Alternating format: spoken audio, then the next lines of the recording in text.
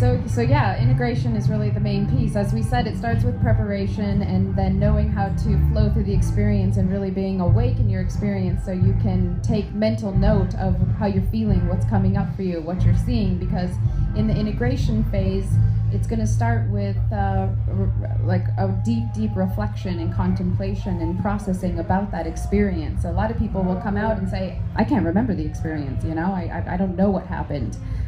We hear this a lot, and you know, in my experience, I remember a lot because it's just like lucid dreaming. I set the intention to be awake and to really remember some key elements when I'm in there, because if I can just remember one thing, whether it's a circus clown or, you know, a rainbow, then I can remember the whole experience. And so afterward, it would start with reflection, contemplation. There's a lot of different things that you can do to support that.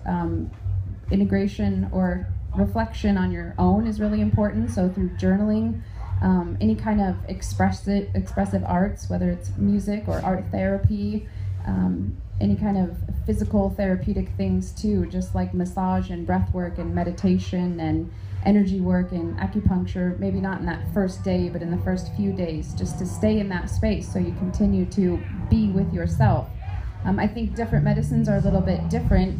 With Ibogaine, the day after, there's a day called the gray day. So you go through this 12 to 16, maybe longer experience. After you come out of it, the second day, you know, this second phase is referred to as the gray day, specifically because a person is still in the medicine, they're still in that fog, and in that day for 12 to 24 hours, most people do sit on their own. Even if we have integrative activities, we find that that processing and kind of putting everything back together within the psyche, when you undergo these experiences, it's like every mental file has just been opened up, and it can feel a little bit chaotic. So in that immediate time after those hours, that first day, that second day, being alone with yourself and really just, you don't have to actually do the work, but just being alone and not escaping into the external world and into the material world, just sitting with that stuff.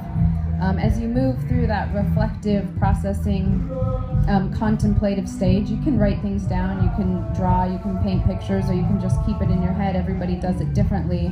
After that, you'd move into the application and integration phase, and that's where you take those things that you learned and you continue with them. So for some of that, it might be that you identified some blocks, some blind spots, some pains, some traumas, just unfinished business that you saw, and you've maybe released it at the root, but the pattern is still there.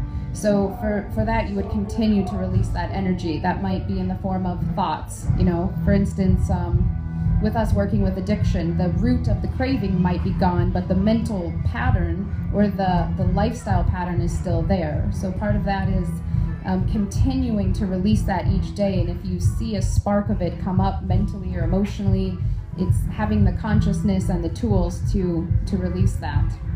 And then if it's something that you're working toward, creating new habits, bringing new thought patterns into your life, new emotional patterns or relationship patterns, it's continuing to implement those. And through that, you don't have to do this alone. It is important to have a very solid support system of people that understand the medicines that you're doing, people that you can be vulnerable with, that understand why you specifically did the medicines and what you're working on. If you don't have anyone that you can talk to and really open up about what you experienced, it's not going to be supportive for you. It's more supportive if you can really share authentically the depth of your experience and what came up for you and working through that. So those are, some of the key elements. Again, what we do is we have a recovery house, and so after people go through Ibogaine, they'll go back to our recovery house, and we have a variety of integrative elements, everything from the cognitive work and the emotional work, to the energetic and the spiritual work, to the hands-on physical work.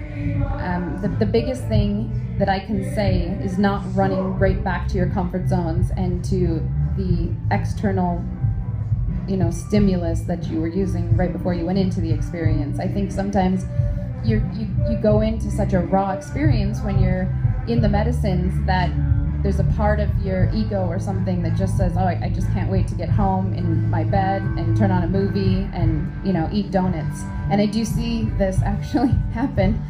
Sometimes people will get up and they'll walk right to the kitchen and start eating a bunch of, crackers or something and turn on the TV. It's kind of like they just ignore the experience. And so one of the biggest things I can say is be prepared after the experience to sit with it. If you just get up right after the experience and go right back into your world, you're kind of missing the point.